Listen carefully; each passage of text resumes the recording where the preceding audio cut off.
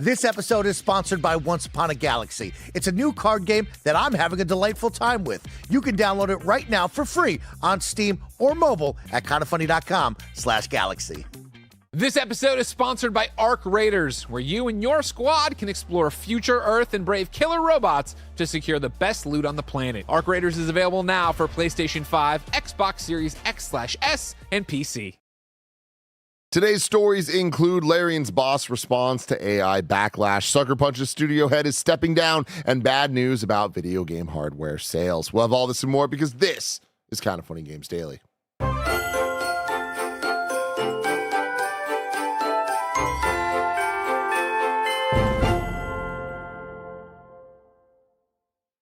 What's up and welcome to Kinda Funny Games Daily for Wednesday, December 17th, 2025.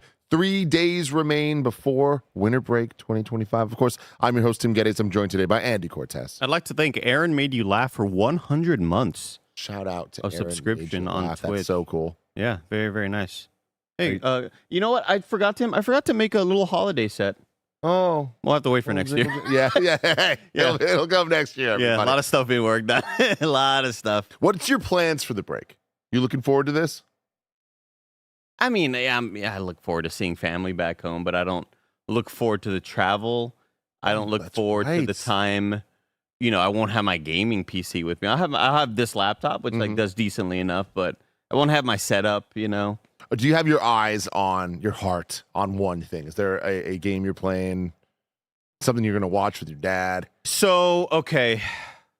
You know, sometimes some promises are made, some promises may be broken, Tim. No promises left to keep. This winter was meant to be like, all right, I'm actually going to play Kingdom Come Deliverance 2. Okay. We'll see if that happens while I'm back home. Yeah. I don't know, Tim. I just don't know. And also right now we're deep in Night Rain. Had some really, really sad losses last night with Stone Mike, Mike, and Melissa with a Y. I think I have the solution if they're out there listening. I do have a relic that gives me more attack power, Tim, whenever we beat an Everjail. Do you know how Everjail is spelled? Everjail. I'm going to say EVERJAIL. Good guess. EVERGAOL. Okay. It's an old, like, sort of way to spell. We always use. You can't just call them fucking potions. Nah. They have to be flat. They have to be cerulean tears and crimson tears, Tim. So, like, we're getting back into the flow. Got our ass whooped a lot last night. It was a lot of devastating losses. I haven't beaten an Everdark boss yet, Tim. What's an Everdark boss? Good question. Well, they're the harder versions of bosses that How's are that one spelled? More DOQL dark. It's an old like Celtic thing. But you know, we're going after this Everdark boss and the sentient pest, of course. Of course. You know, you have Noster. You have Get the hell out of here with Noster. Fartis. No. Fortis or something like that. Fartis.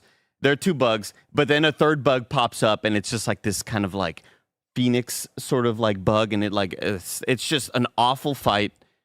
It's an awful fucking fight, Tim. I've just been whooping my ass, dude. Yeah. But Night Rain was easily my number one most played game this year. Hell yeah. I mean, dude, you were Steam. sending me clips over the last couple days that were so freaking sick. They were just the y'all locking in moments. Seeing the teamwork between the three of you was so cool. This guy's throwing towers at you, hiding behind the towers. That boss is so insane. sick. That boss is ridiculous. Easily like one of the coolest From Software bosses ever. We're talking about the Dreglord. But yeah, looking at my Steam recap, Tim, Night Rain number 1 with 158 hours. Wow. Mike looked at my thing. He goes, "Oh, 78 hours." I was like, no, that's 78 play sessions. Oh my God. We're pretty high up there. Silk Song was number 2. Dune Awakening number 3. Speaking of Silk Song, hey, I wasn't here whenever they announced the DLC. Was that yesterday? God, time has moved. Ooh, yeah, I think so. Maybe the night before, but we talked about it yesterday. Possibly. I missed out on this. Did you? I don't even know if you talked about it. What are your thoughts? My first thought is like, okay, don't put a year on it. Oh, damn. I mean, you know, that's just how can you not feel that way about a product from Team Cherry? You were a latecomer to Hollow Knight. Yeah. But were you, by the time you got on, was all the DLC already out? Yes. Okay. Yeah. Because I think I started it in 2021. So Yeah, that was definitely past the point of everybody's waiting on Silk Song to come out. Yeah. So obviously we should be excited because it's more content and Yes, that we love. yes. But like, is this Sea of Sorrow thing? Is this about to be like, yo, Team Cherry's DLC are like expansions to the game, or is it just like you're getting a couple new modes, maybe like a boss rush, maybe one new location or something? That's where I'm definitely not the most educated, because as I'm playing the game, it's hard when I'm playing through the game for the first time, it's hard for me to even differentiate what is DLC and what's not. And I do remember some bosses and going and, chat saying, yeah, this is a DLC boss. This is the second DLC. This, it's a lot harder for me to understand that, though, because, games like Hollow Knight and games like Dark Souls, you're not going into a menu and typing and going to the DLC bar. Like it is all kind of integrated into the world, right? And so it was a little bit tougher for me to see, but I do know that not all DLCs from Team Cherry are created equal, and some fans feel very strongly about some of them being like, well, that one sucks, and that one didn't answer anything lore-wise, but, obviously this is going to be very exciting. I forgot to tell you this. Tell me, Tim. I was at Curran's kid's birthday this weekend. Uh-huh. And James Burke was there, and James Burke showed me something that broke my heart. He recently got the platinum in Hades 1. Right. He then went on to get the platinum in Hollow Knight. Okay. Original. And then he went on to beat Silksong. Love Silksong. And he's like, well, now I need to platinum it. I'm like, you don't need to do that, James. Yeah. And he's like, I think I have to. And to platinum that game, there's two things he has to do that are kind of fucking insane. One, beat the game in under 5 hours. Oh, wow. Two, 100% the game in less than 30 hours. Okay, whoa. Right? Whoa. This motherfucker locks it. And he goes, I'm doing it. So the night before he saw me, he played Hollow Knight Silksong to try to beat it in under 5 hours. He showed me a screenshot. 5 hours, 2 minutes. No. Oh. That's almost two Lord of the Rings movies. You can't just start back up. So what does he do? He starts back up. Oh shit. He fucking does it. Whoa. He fucking does it. So now his next thing, trying to 100% it in under 30 hours. That's pretty massive. He's insane. That's ridiculous. Insane. But oh man, I would give up gaming forever if I saw that 5 hours and 2 minutes. Well, but the thing is, like, you always have that thing in your mind of like, I can do it this next time. Yeah. I see the spots of opportunity where maybe some time was wasted here or there or whatever. The one thing I am super stoked about for this sort of all the Hollow Knight news with Sea of Sorrow is them kind of revisiting Hollow Knight. I love the way they phrased it too. I forget what it was called. It wasn't revisited. Yeah, it was like, but it's also, that's not in the name of the game. They're just doing it. Yeah. Oh, it's more of like the project name. Yeah. Where we're gonna give you 21:9 aspect ratio. We're gonna give you obviously better visuals on Switch and a free Switch 2 version, not requiring you to pay to upgrade to get the game to look and run better. Super cool. Refreshed. Yeah, I love it. And yeah, all those little things, like, that's so great because guess what? I want to play Hollow Knight 1, and that's the perfect timing for it. But enough about all of that, everyone. This is Kind of Funny Games Daily. Each and every weekday, we run you through all the video game news you need to know about live on YouTube, Twitch, and podcast services around the globe. If you love what we do, please support us with the Kind of Funny membership on Patreon, YouTube, Spotify, or Apple Podcasts to get all of our shows ad-free and a daily exclusive show. For a chance to be part of this show, submit your thoughts and opinions as YouTube Super Chats as we go. Just like Violet's Archive saying belated birthday, Tax. Happy birthday. Turned 46 on the 14th. Sorry it's so late. Anxiety is a cruel mistress and not the good kind of cruel mistress. Andy knows. Oh yeah. Know all about that shit. A little housekeeping for you. Celebrate the end of My Hero Academia with Mike and Barrett as they watch the entire final season live for the first time this Saturday at 5 p.m. Pacific. Live only on twitch.tv/kindoffunnygames. Go hang out with the boys. They're watching dubbed for all the episodes because that's what Mike likes. But the final episode will not be out dubbed. It'll be out subbed. So that's how that's going to end, and it's going to be hype and fun for everybody. Remember, we're an 11-person business all about live talk shows. Today, after Games Daily, you're going to get Gamescast, which is a Fallout season premiere review. After Gamescast is the highly requested follow-up stream. Nick plays Dispatch Part 3. That's not true. Nick's on jury. Yeah, Nick is out now on jury duty. Nick got called in for jury duty, unfortunately. They don't want to watch him succeed. Yeah. It's really unfortunate. I can't believe he didn't get called in 2 days in a row, and then they called him in on the third day. The justice I've never system heard that happen. The justice system needs Nick Scarpino. They really do. God damn. If you're a Kind of Funny member, today's Gregway's 20-plus minutes about how much Greg hates story mode difficulty. Interesting. I want to hear that. I wonder why. Thank you to our Patreon producers, Carl Jacobs, Omega Buster, and Delaney, the Psalm Twining. For now, let's begin with what is and forever will be the Roper Report. It's time for some news. We have 6 stories today. Baker's Dozen! Uh-oh. Kevin got cut off for y'all, but he kept going. We heard him over there. Story number 1. Holy fuck, guys, we're not replacing artists. Quotes from Larian boss. This is in response to the AI backlash. This comes from Andy Robinson at VGC. Larian CEO Sven Winkel has been forced to respond to online backlash following confirmation that the studio is using generative AI to explore some early game ideas. Speaking to Bloomberg, following its big Game Awards reveal of Divinity, Vink confirmed the studio was using AI to explore ideas, flesh out PowerPoint presentations, develop concept art, and write placeholder text, but insisted that no AI-generated art will make it into the final game and that everyone at the company is more or less okay with the way that we're using it. The comments drew criticism from players and former developers on social media, prompting Vink to post a follow-up statement of his own. Quote, holy fuck, guys, we're not pushing hard for or replacing concept artists with AI. We have a team of 72 artists, of which 23 are concept artists, and we're hiring more. The art they create is original, and I'm very proud of what they do. I was asked explicitly about concept art and our use of generative AI. I answered that we use it to explore things. I didn't say we use it to develop concept art. The artists do that, and they are indeed world-class artists.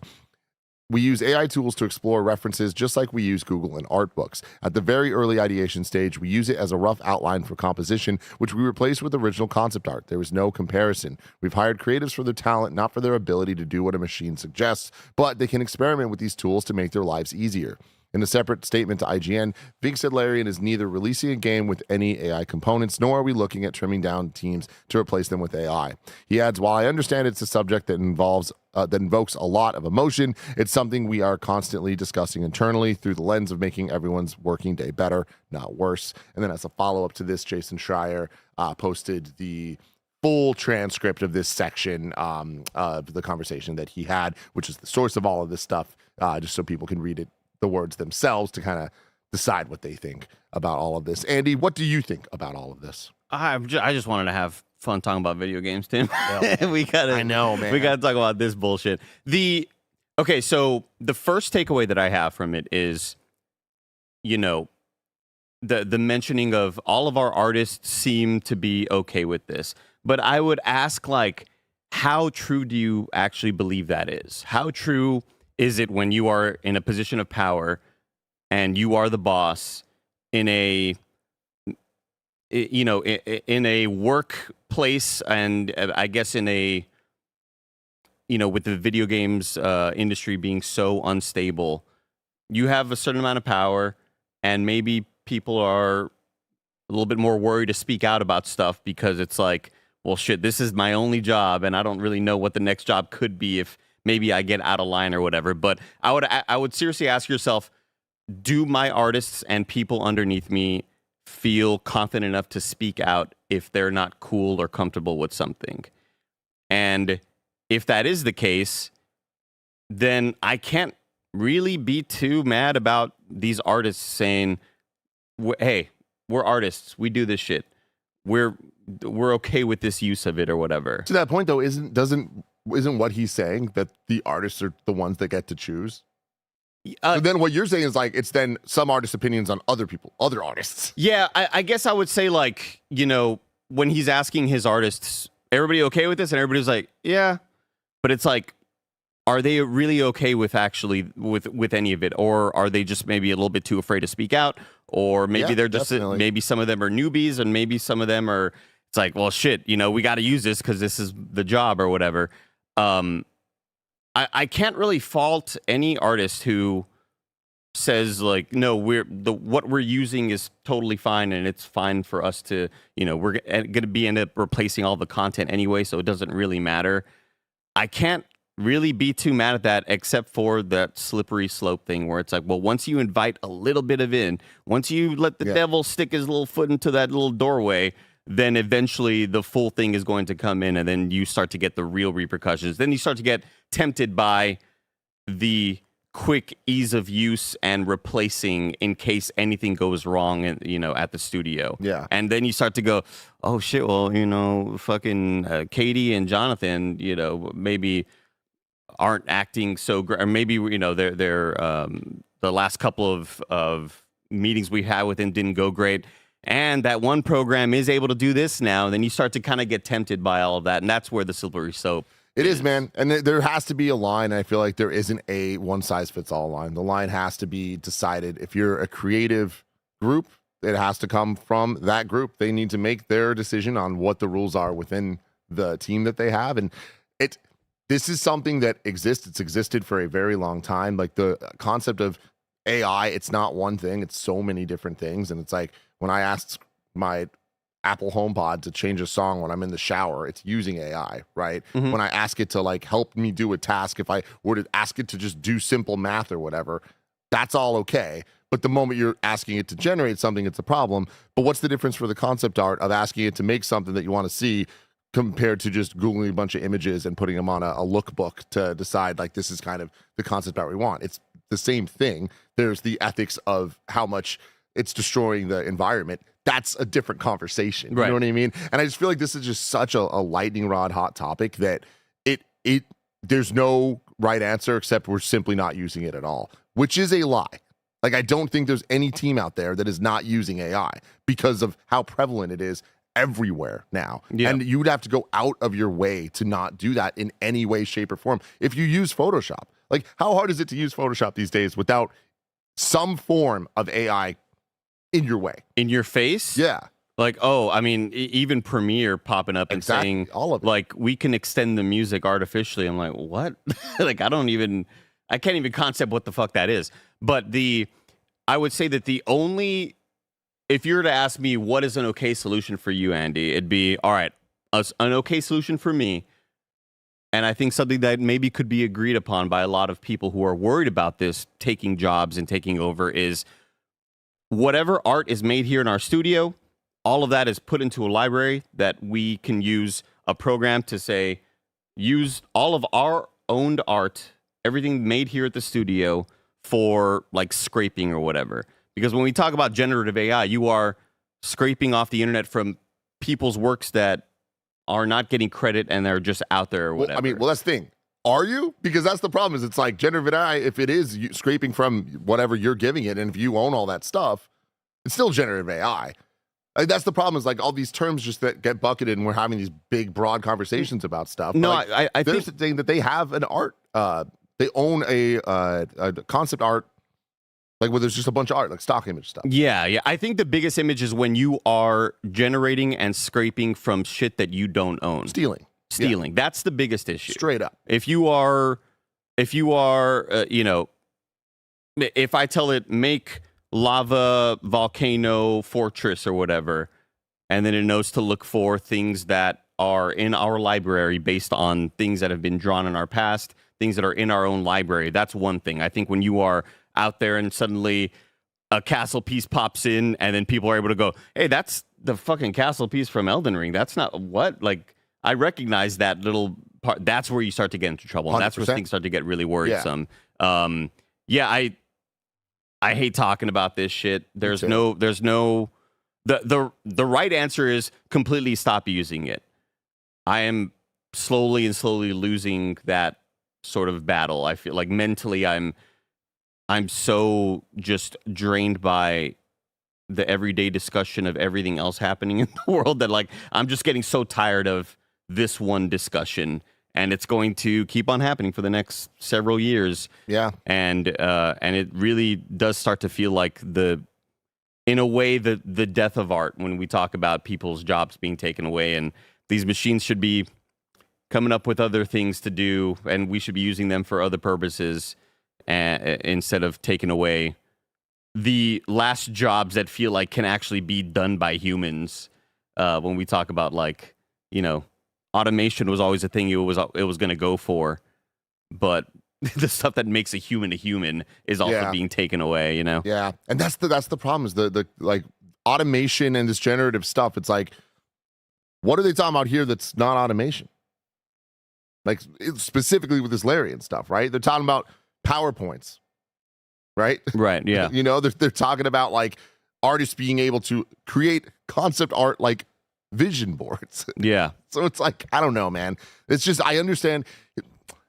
I want to make sure that I'm clear on like my stance on this. I understand why this is such a big deal and that like has to be such a headline and such a conversation. But it's just like, it just seems so ridiculous that it feels like, I'm going to say it, a witch hunt to kind of like poke out every single person and like turn it into this giant story where it's just like, the story should just be, hey, people shouldn't be using generative AI and here's why, and explaining all that stuff, as opposed to like, I don't know, this just all feels super icky to me in every single way. And this happens all the time with news stories like this. And like, it is what it is, right? Like, we need to talk about it or else people won't know, because Joe Schmoes don't know about this. Joe Schmoes don't give a fuck. Yeah. They might see the AI and they either don't know it's fake or don't care, right? I think it does hit closer to home when it is a studio like Larian. Yeah. I think that's what and makes Sandfall. That's what makes it. Yeah, studios like Larian and Sandfall that have, I would say more so with Larian, where, you know, Sandfall just had Expedition 33 come out, but Larian is a studio that for many, many years has seemingly done right by artists and by creators, and for the CEO Sven to go up on the Game Awards stage and say, hey, you know, next year's game will be won by a studio that doesn't have corporate overlords and is treating its workers right and all of that. And we go, yeah, you know, fuck yeah, Larian, you're doing it right. This kind of feels like a slap to the face, and where you're like, oh no, not you guys. I expect this from EA. I expect this from everybody with the corporate overlords in the C-suite area, you know, fucking buildings that are just trying to profit, investors, all that bullshit. I don't expect it from Larian, and that's what kind of sucks. It does, but at the same time, I feel like so much of that is just speculation to the point of like, let's see, maybe I'm wrong about this, but 72 artists, 23 are concept artists. Let's see in 3 years what that looks like for Larian. I don't think it's going to be less. I think it's going to be more. I think that they believe in artists. They believe in this stuff, right? It's like they're saying that. And it's like we're taking things from what they're saying and coming up with bad scenarios, but it's like they're literally doing the thing that we want them to do, which is have 23 concept artists. But I also think if the reaction is not as vitriolic as it is, then you start to give you start to the line kind of moves up. Absolutely. And maybe I'm not true. And maybe that's not, you know, maybe Larian is just that different. Mm-hmm. And maybe I should expect more from them, and you know, maybe it shouldn't be doom and gloom with them. But I think if the reaction is a bit more tepid, then you start to go, okay, well, you know, what else can we kind of push for? What else, you know, what other grounds can we sort of start to go cover? And that's where it starts to get a bit more worrisome. Yeah, absolutely. I fucking hate it. Don't use the shit. It's that goddamn easy. Let's move on. Actually, no, we got a couple super chats here. Foxy Steve says, Sven should have read the room better. You know how much of an issue generative AI is. If you're going to mention the use of it, then make sure you give a detailed explanation or not use it at all. Yeah, I mean, I think even like saying the words is the lightning bolt. Like you're bringing it all on you. There's no amount of explaining that's going to please people that are upset about it. Sheffield says, regarding AI, I'm an artist at a big VFX studio in LA, and my take is that people need to accept that this is the future. It isn't a one-click done machine. That Coke AI ad took like 10 times more hours than CG. That sucks. Do we know that? I mean, I don't know about that, but that ad 10 times more hours? Why? Then why'd you do it? Yeah. But like, okay, 10 times more hours, but how many less artists were working on it? Why are we doing this? What are we doing? Yeah, like it just feels so backwards, man. Yeah. Did you see that ad? The Coke ad? Not the most recent one. I was at a restaurant and it played on TV. I was like, I can't believe this is the world we live in. Yeah. Like it's AI. And then there's the McDonald's one that was even more egregious because that was like a live action, like, oh my Lord. Dude, I cannot watch TV or listen to podcasts without every ad sounding like it's AI, without every voice being just this computerized voice, and not like definitely several generations prior to where it's just like, man, this is ultra fake. This sounds like what? This stinks. Story number 2. Mickey D's one's just so ass. It's Anthro Metal. It's so ass, dude. My God. Story number 2. Sucker Punch co-founder Brian Fleming is leaving after 28 years. This comes from Vikki Blake at gamesindustry.biz. Sucker Punch co-founder Brian Fleming's leaving the studio after 28 years. Fleming will be passing Sucker Punch studio leadership on to a new generation, with Jason Connell and Adrian Bentley taking over as co-studio heads on January 1st, 2026. Sucker Punch has been part of the PlayStation family of studios since 2000. In a statement, Sony said, over the past year, Brian has worked closely with PlayStation Studios to ensure that Sucker Punch was in the best hands moving forward, with a strong foundation for the studio's continued success. Brian's vision and leadership have shaped the studio's culture of creativity and collaboration and established a foundation that Jason, Adrian, and the entire team will build on as they look to the future. Fleming will stay at Sucker Punch until April to aid the transition, after which he wants to spend some time traveling with his family. He also hopes to explore more opportunities. Some industry, some tech, some entertainment, and some advocacy/politics stuff are all part of the space I'm thinking about.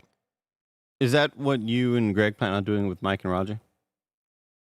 Like when you leave Kind of Funny? Uh-huh. Yeah, like, do you plan on like it's Mike and Roger? Yeah. We're gonna slowly warm you into the new roles, so that Greg and I can go off for advocacy and politics stuff. Yeah, that's 100% travel the world. Happen. Yeah, this is obviously an interesting story. Anytime we hear about these retirements at the top levels at big studios, the gut reaction recently is just like, all right, who fucked up and what happened, right? But we need to remember that that's not the way of the world always, and that sometimes, and how things used to be, you just do a good job for a long time, and then it's time to move on and just retire. And my read on this is that's probably one of the scenarios here, right? Oh, 1,000%. I don't even, my brain didn't even possibly go there when I think that if it's a much younger person in the role, or if it's somebody who's only been there for a certain amount of time, you go, okay, well, it's just like a forced sort of move. But I mean, 28 years is a long time to be doing the same thing. And sometimes you just want something new. Sometimes you go back and you look and you go, man, I've kind of achieved a whole lot already. Yeah. You know, there's a very, very popular and successful former defensive lineman named Aaron Donald. He's only like 33 years old. He could still play with any team and give him like 5 to 6 really, really good productive years of sacking the quarterback, getting in there, just disrupting. The dude's a monster. He's like, he was so damn good. And they're like, don't you feel like you could still be like you'd be at the top of the, and he's like, I won this, I did this, I won a Super Bowl, I'm good. Yeah. I achieved what I wanted to, I'm ready to move on. And this is exactly what this kind of just sounds like. And when you have really good, competent, employees working underneath you, people that have been there for a long time as well, people like Jason Connell, who the art director for Sucker Punch, and Adrian Bentley, who I checked in was a technical artist, I believe, or technical engineer. I'm kind of not quite sure on what the exact role is, but clearly there's a lot of trust there.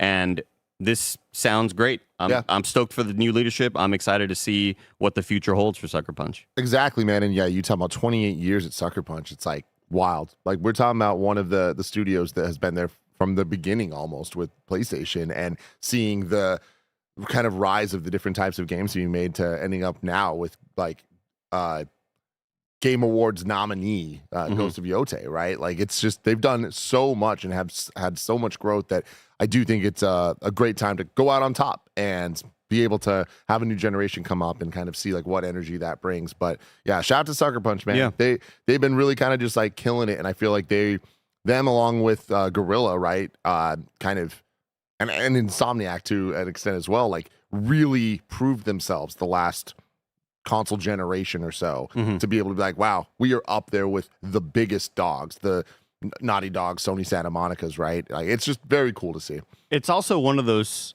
situations where you see yourself in this role. You've been in this role for so long, almost 3 decades, and with the turnaround time that there is now required to make games, you go, do I really got another 4 to 5 to 6 years in me? Totally. Like I'm totally going to leave on this chapter with the success in Ghost of Yote, and you don't want to be 3 years into the job for the next game and going like, oh man, I really should have fucking retired. Like this is going to be another couple years, and I just don't know if I got that in me right now. Yep. Well, congratulations to you, Brian Fleming. I hope that your retirement goes well, and I hope that you get to do a little bit of all the things you want to do with all those opportunities out there. We will be right back, everybody, with more stories after a word from our sponsors.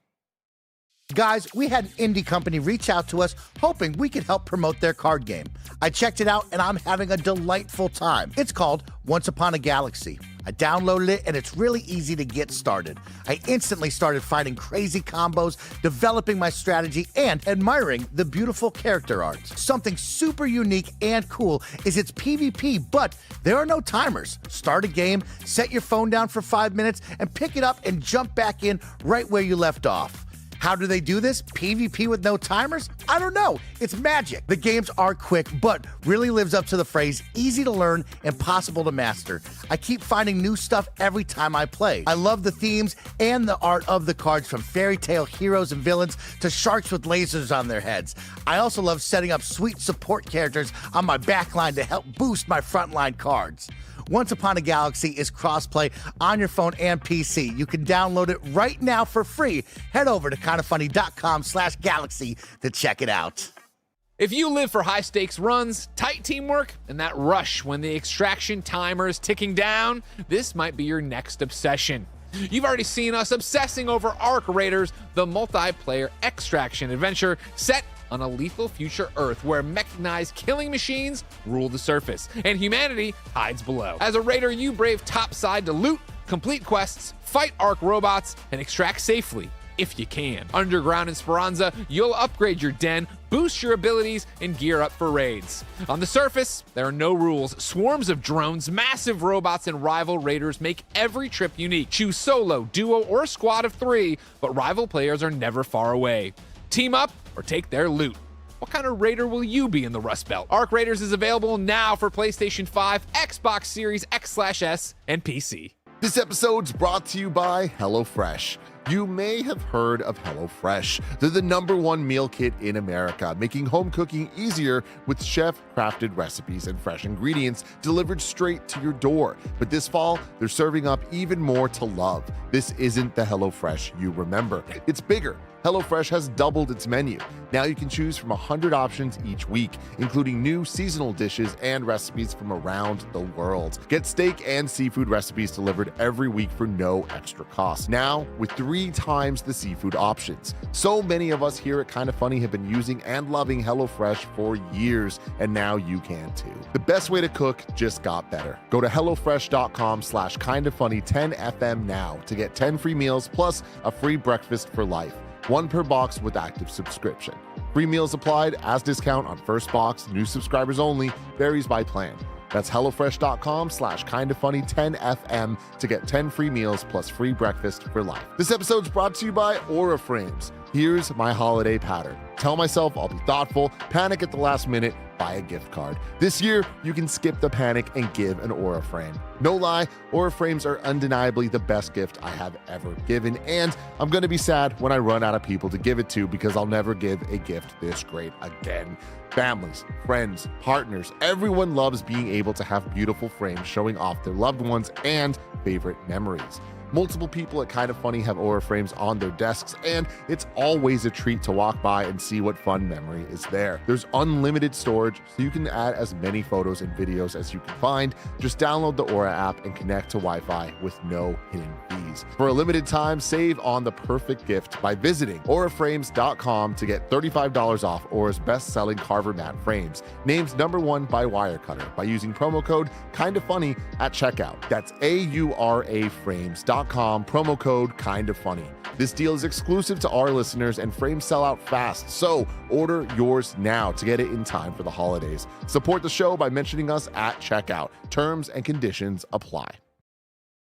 And we're back with story number 3. Hardware sales in the U.S. just had their worst month in 30 years. This comes from Eddie over at GameSpot. Circana released its monthly sales report for November today, shining a light on how the North American video game business is performing. Hardware sales had a particularly difficult month, with sales falling 27% from $949 million in November 2024 to $695 million in November 2025. November 25 represented the lowest hardware spending total for a November month since 2005, which was $455 million, which is interesting because Wii was the following year. 2005 was Xbox 360. And 2006 was PS3 and Wii, I'm pretty sure.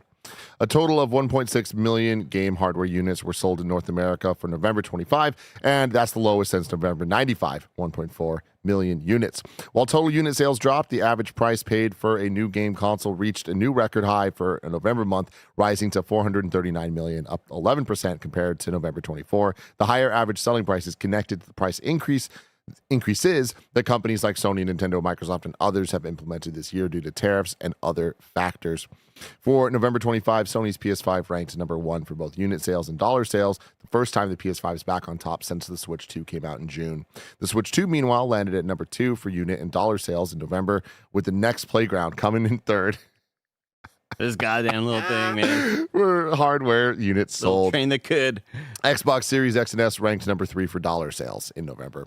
In terms of software sales, Call of Duty Black Ops 7 ranked number 1 for the month, extending Call of Duty's streak to 18 years in a row where the franchise debuted in the top spot for its release month. However, franchise sales experienced double-digit declines. For 2025 so far, Battlefield 6 is still the year's best-selling game in North America. I'm pretty surprised that PS5 kind of, like, I just expected Nintendo Switch 2 to still be selling gangbusters, and I'm shocked, especially with the price increases that has happened. Like, what are your main takeaways from this? I mean, it's interesting that November, right? Like, trying to think about what's going on around that time. Pokemon was October, right?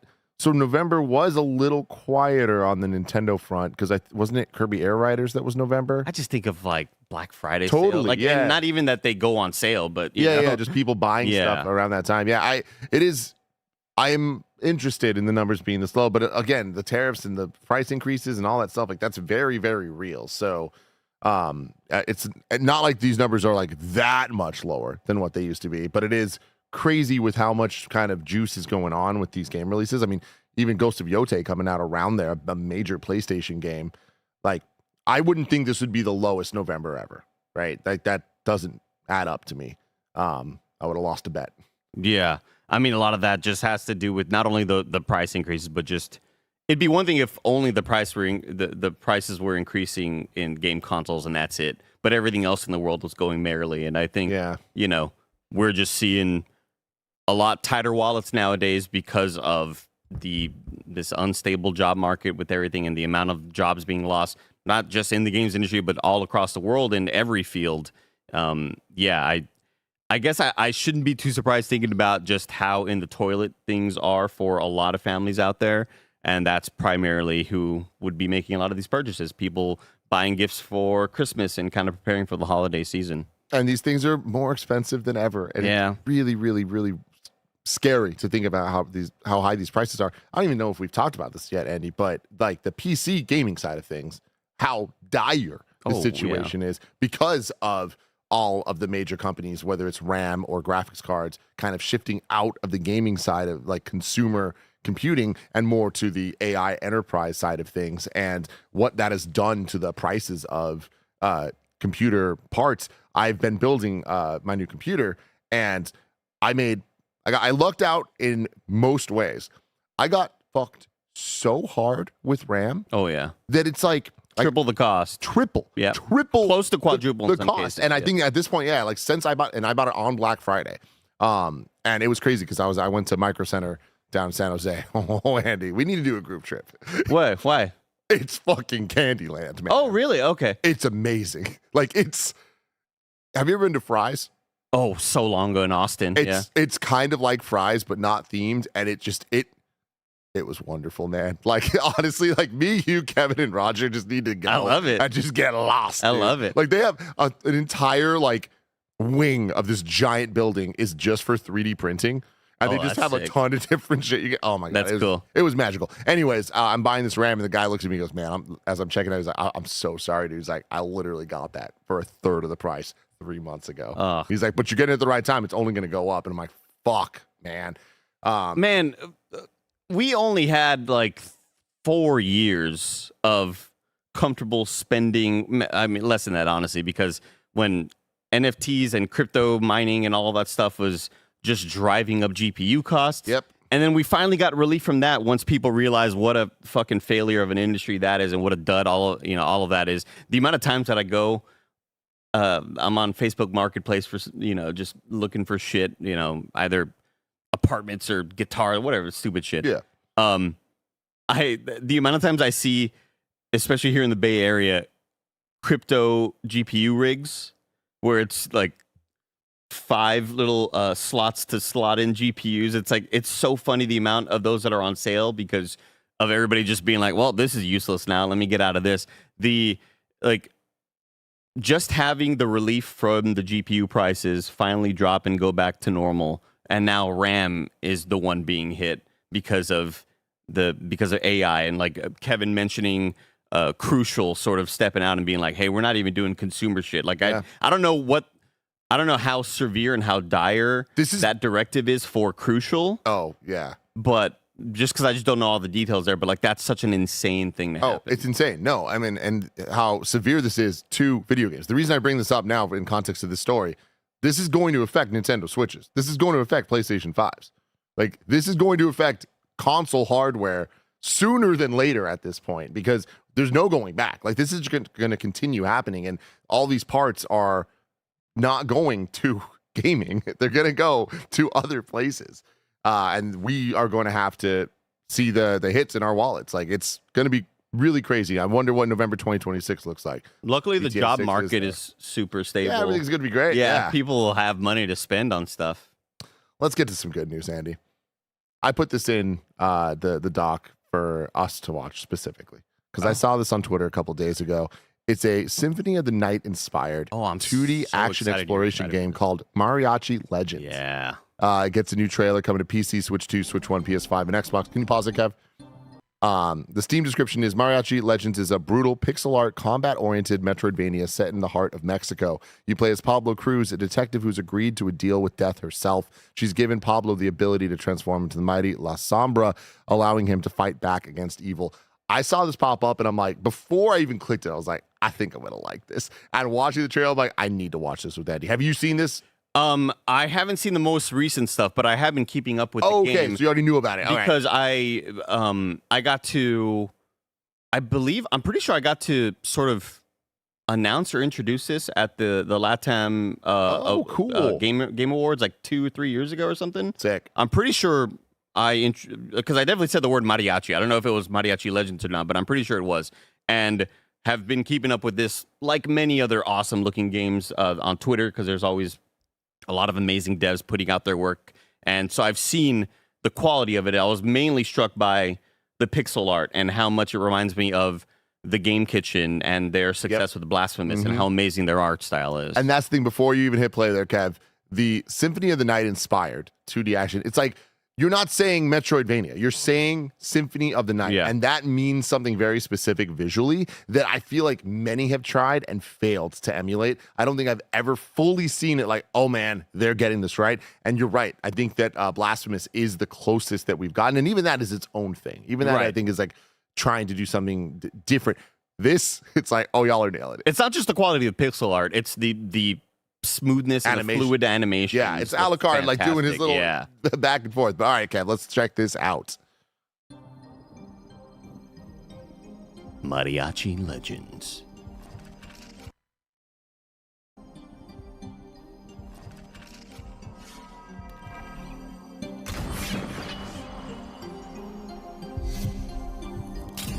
I saw some reference to La Llorona as well. Oh, so cool.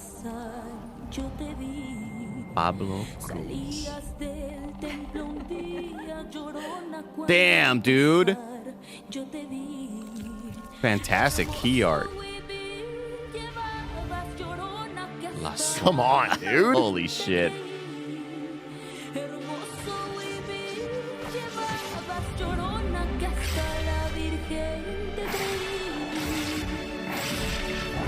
For audio listeners, a fucking shadow skull came out of the ground and ate some shit. Art direction's so top tier. God, look at the back. Whoa, dude, that fucking horse spin oh man, all of that looked fantastic. So sick. Wow.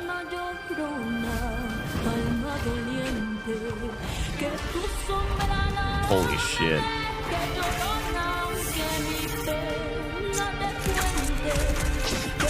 Dude. Yeah. Yeah. That's fire. Got a combo meat on the top left, too.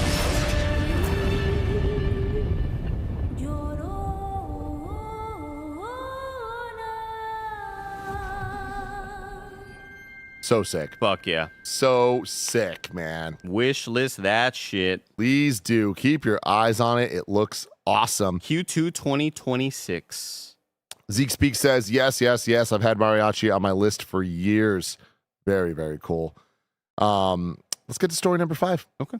A 98% complete version of the canceled Game Boy Color Resident Evil port has been shared online. This comes from Chris Scullion at VGC. Did you see any of this yet? No, I have not. Oh man, I'm gonna read the thing in a second, but just to say something to you that's interesting.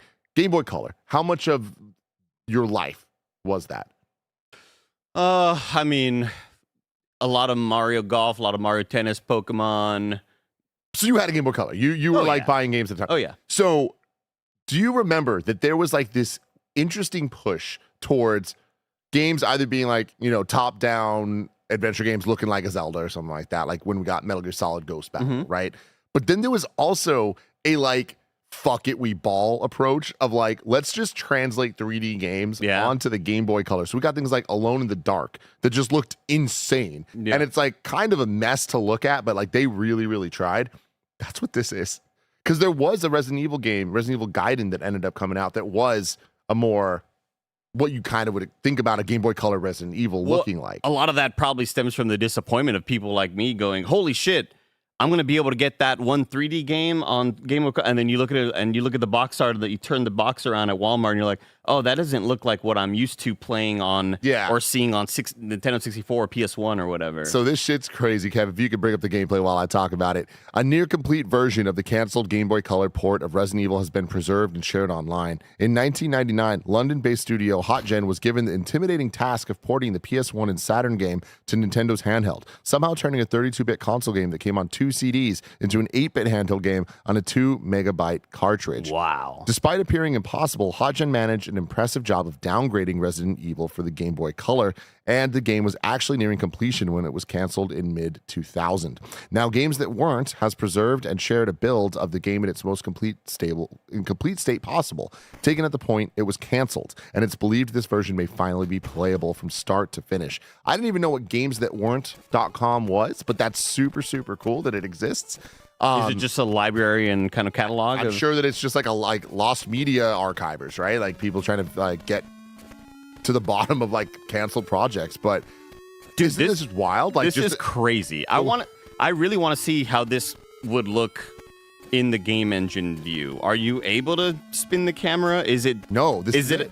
But like, no, I know you can't spin the camera in the game, but like, is it a fixed 3D camera or is it, Doom style where it's, the sprite just gets smaller as we know that that's further away? I'm pretty sure it's that. I'm pretty sure that this is all, kind of the fake idea 2D. Of pre-rendered backgrounds, right? Yeah. And the characters just walking around, but. Yeah, this being on Game Boy Color is absolutely wild. And it's funny, I was watching the clip and it's like, it sounds like a goddamn mess, but that's just Game Boy sometimes. Yeah. Where it's like, I think they made a bad call having there's drums on this track. And then also like his footsteps have they're the exact same sound effect. So it's just kind of a mess. But yeah, look, the iconic zombie moment, like it's the game. Now, what's interesting about this 98% complete version, it sounds so close to just being the finished game. The things missing are Barry and Wesker have the same sprite. Oh, that's funny. So okay. it's things like that, right? Just placeholder type stuff. But man, this is so cool. Now, I remember reading about this, but I never would have thought I'd ever actually see it. Like, I don't even know how that process begins of like the whole discovery of it all. Like, it's so crazy to me that like lost media is capable of being, dug up from, 6 feet under and Yeah. being brought back to life. It's so cool. I was reading the VGC article too, and the original sprite artist was like, "Oh shit, that's my stuff." That's and awesome. I was like, I mean, like, man, the project was kind of a bitch to work on, but like, definitely have fond memories of, some aspects of it. Kev, can you YouTube Alone in the Dark Game Boy Color? Yeah, because you're not rendering stuff in a 3D space, so you have to have drawn versions of every sprite from far distances and close-up distances. That sucks. Because you talk about having to draw sprites and them rotate in different angles, so you're like, all right, we got to account for when they're facing left or whatever. Sorry, Alone in the Dark. Game Boy Color. Sorry, Because Andy. No, you're fine. And in this case, you're saying, well, when this character's closer to that wall way over there, we got to make him way smaller. Yeah. So I had wow, that's wild. That's so crazy. if that's how it works, yeah, that is nuts. But this Alone in the Dark game, I went through a night where I was like, I'm just gonna play through or at least boot up every single game on Nintendo Switch Online in the Game Boy app, just to be like, I wonder what it would look like. And I'd never played this, and I was freaking shocked at how this game looks. Whoa, what the hell? Isn't that Whoa. crazy? Yeah, It's on NSO right now. This it kind of reminds me of Out of This World, the way the character is moving. The character looks very rotoscope, like they use like real human kind of movement to trace over. This is Game Boy Color. Holy shit. Crazy stuff, man. DJ Kento says, Tim, please boot up this ROM of Resident Evil in the Analog Pocket and stream it. Also, the Metal Gear Solid game on GBC is actually really good. Yeah, MGS is really good. Yeah, I might boot this up on Analog. That'd be fun just to see. I feel like I'd get very upset with it. Like, there's something about the idea of playing these games that's like nails on the chalkboard to me. You know what I mean? Where I'm just like, I want it to feel differently than I know it's going to, but I still think it's very cool. Man, if they were to somehow take like a Bloodborne and demake it and make it look like that would be big news, Andy. That would be huge. Huge news. But if I were to know about something much smaller, where would I look? You'd go to our last story, the We News channel, where we cover all the small news items you need to know about. It's true. It's Wii News time, baby. Dispatch is coming to Nintendo Switch 1 and 2 on January 29th, 2026. Very, very cool. From IGN, Forza Motorsport developer Turn 10 Studios has confirmed the end of new content development for the game following layoffs at the company this summer. That is a bummer. From GamesIndustry.biz, The Outsiders, Metal Hellsinger, co-founder David Goldfarb has confirmed that the team is not dead after Funcom killed the studio back in October, and he's working on something for the 2.0 version of the studio. Good. There we go. David Yeah, Goldfarb you love Metal Hellsinger. Love Metal Hellsinger. From VGC, Drama Studios developer of the viral body cam shooter Unrecord has announced it's received investment from Tencent to accelerate development and expand its team. I love the amount of takes on this game and games like, I think the quote tweet I saw was, there's another style of game called Body Cam that looks very similar to this, and it just felt like the worst, most realistic live leak video you've ever seen in your life. Like it looks a little too real, and it's kind of unsettling. I mean, yeah, I remember seeing the Unrecord stuff and being blown away by how real it looks, but it's like, there's something about this that it's too real. I don't want that. Noble says 3 Fields Entertainment launched a Patreon to support the development of Recreation after putting its entire staff on redundancy. Interesting. Oh, Recreation is the Burnout team, right? I believe. Recreation was the game that was made by like former Burnout devs, I'm pretty sure. Because that game came out to a whimper. That game came out and we didn't even know that it was coming out. That was like a whoa, they're doing what? Yeah. When? Supervive live service is ending in February. Ratatan will receive a major update in December titled Descent of the Dark Ratatan. Of course.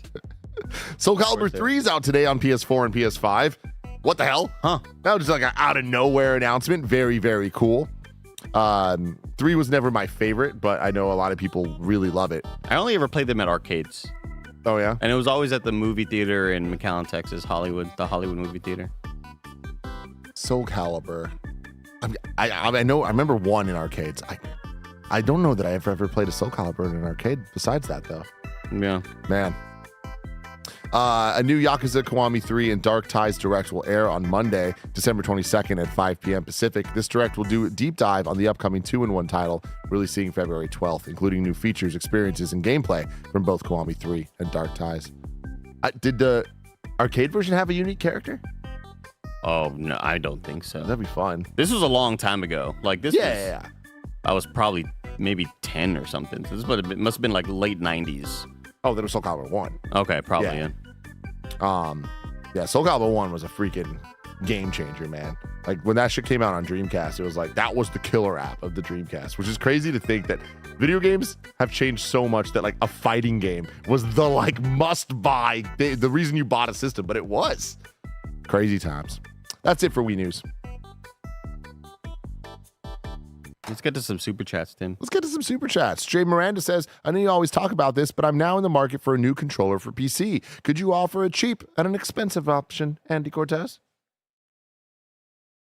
Choo. Okay. Well, I don't know what. I'm assuming cheap is around the $50 to $60 range. I think so, yeah. I would probably look at either 8-bit dough.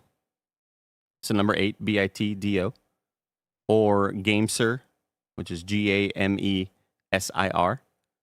And then for an expensive option, I would recommend the $80 Gamesir because that's been my daily driver and I love it. Or I would look at the Scuff Valor Pro. Scuff generally makes really good shit anyway, but the Valor Pro is the one, like my secondary one that I have here at the studio that I'm always kind of moving between my PC and the lab to play and stream different stuff. Yeah, I love the DualSense Edge so much that anytime I can use that as my controller, like I do. So I have all the little adapters and shit, so I can use it on my Switch and Xbox, PC, and PlayStation 5, obviously. But I will say that the DualSense Edge does not just work with PC. No matter how much they say it does, no matter how many firmware updates they put out, no matter how many Bluetooth adapters I buy, the Bluetooth stuff, there's always some issue, whether it's the vibrations not coming through right, or it just disconnects in a weird way. Like, there's always something. So my solution, and this is not going to be great for everybody, but if you hardwire it to your PC, it's the best experience of all time. You get all the haptic stuff. You get like no latency, nothing, and it's perfect. Do I have a 50-foot USB-C cable from my computer to my home theater like setup? Yeah, I do, but it's fine. You have a 50-foot USB-C? It's not 50. It's like 30. Okay. But still, yeah, I know. That's crazy. Yeah. Take that shit on an airplane. Yeah, Average Joe on air says, Tim, what are your thoughts on those alleged Marvel leaks? I haven't really had time to talk about any of the Doomsday stuff and Spider-Man Brand New Day stuff anywhere, but it's an interesting time we're in, man. Like, going back to the AI conversation, like, it's hilarious how much bullshit's out there and how you see people fall for it. And like, one piece of real information gets out there, and then all of a sudden there's 10 AI things that are using that one piece of information. You know what I mean? Like, it's like one of the trailers is already out. Like, you can go to watch Avatar and see the first Doomsday trailer. So people know officially 100% what is in that. And then people hear about what's in it. And all of a sudden you're seeing the trailer and it looks kind of real. But if you're not a fucking moron, you know it's not. Have you seen this shit? No, I haven't. Oh, man. No. It's ridiculous. I've been kind of keeping, I've been media blacked out on a lot of that stuff. Yeah. Kind of bummed out we didn't get any trailers at our Avatar stream. Yeah. It's an interesting strategy that I know this is an unpopular opinion. I love it. I think it's super cool. We're a year out from this thing, and like all this conversation I think is fun. And I also plan to see Avatar again, so I'm not too concerned. Right. But I also am at a point where I'm like, all right, from the content creator perspective, I wish they put out the trailer. I wish we could react to it and talk about it, right, that stuff. But just as a fan, there's something that I do really love about watching 144p fucking cell phone footage. Like, there's an excitement there that just reminds me of being an old man, because I am an old man. You rent or buy Crackdown, you get the Halo demo. Exactly, that type of shit. You get Zone of the Enders, you get the MGS too. For it, man. Yeah. But I really liked the first trailer for Avengers Doomsday, and from what we're hearing about the Spider-Man stuff, which has not been confirmed yet, I'm not going to spoil anything. I'm really liking if it is real, and I think it's real. Okay. So stay tuned for more. Secret Trail Runner says 43rd birthday tax on the 30th, but you're on a well-deserved break. Greg, you're next. Love the content. Thanks for what you all do. Happy birthday, Secret Trail Runner. Happy birthday. Wolf Fox says, did Tim watch the trailer already? Yes, I did. The first one. Joshy G with a $5 super chat says, just listen to Mike's Expedition 33 review. I have one question for all the KF crew who played the game. Simon? I have not fought Simon. I have not fought Simon either. I was ready to move on from the game and I needed to play other stuff because if you all remember, I played through Act 1, which was about 8 or 9 or 10 hours or whatever, and then I didn't record the rest of it, but I played through the rest of the game. And then when the game came out, I streamed from Act 2 again all the way to the end while playing extra shit. So I essentially played the game like 1.8 times. Yeah. And that was around probably 80 to 100 hours. And I was like, I have to play other stuff. Like, yeah. I've been in this world for way too long. I really wish that I could just play it again, though. Like, I keep thinking about it. And like, I've honestly played the prologue like 3 or 4 times, like in the last couple months, just because I'm like, dude, I just want to. But you'll be blown away if you ever do replay it at all the stuff that they were just hinting at you. Well, that's the thing. Time. I've watched so many streams. I've watched so much of your stream. I've watched so much of my awesome. stream. And yeah, that's the thing. Is like, it's so good. And I really didn't do much. Like when I love a game, like you know this, I don't care about platinums, but I care about 100%ing. Right. You know what I mean? So it's like I want to do all the content in the game, and I tend to do that for most of them. And Expedition's one that I did. It's definitely the game in 2025, but maybe even the last 5 years that I love the most, that I did the least in.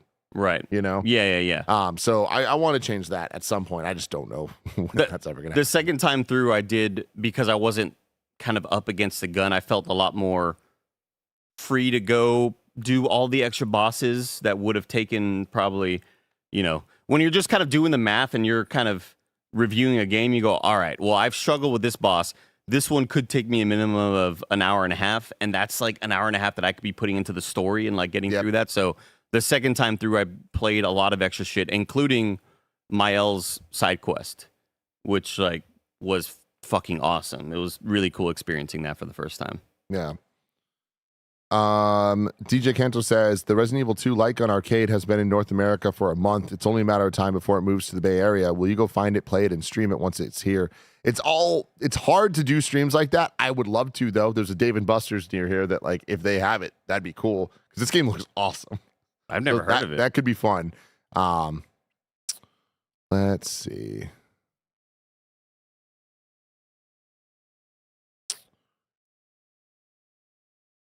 Zeke Speak says, peak Altered Alma for a cool Brazilian Metroidvania.